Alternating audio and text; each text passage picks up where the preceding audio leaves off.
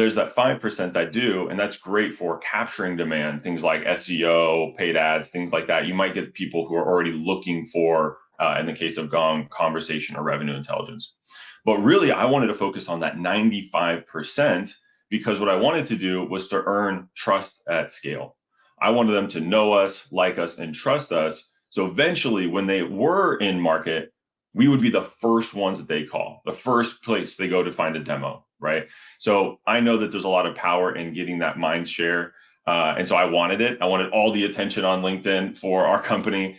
And it worked because we could either nudge people into being in market, or again, when there was time, Gong in this instance was the first call. And we got a lot of inbound demos based on this strategy. Awesome.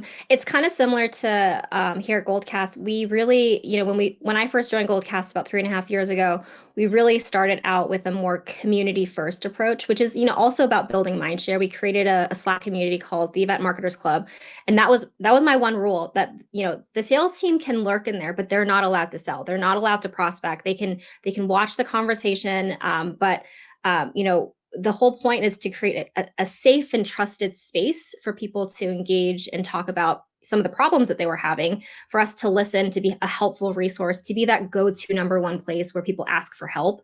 And eventually, over time, we saw people coming inbound from to Goldcast from the community. So I think it's definitely, a very similar approach. And I think many different companies can have similar approaches through different executions to really, really create that, resource, that trusted resource.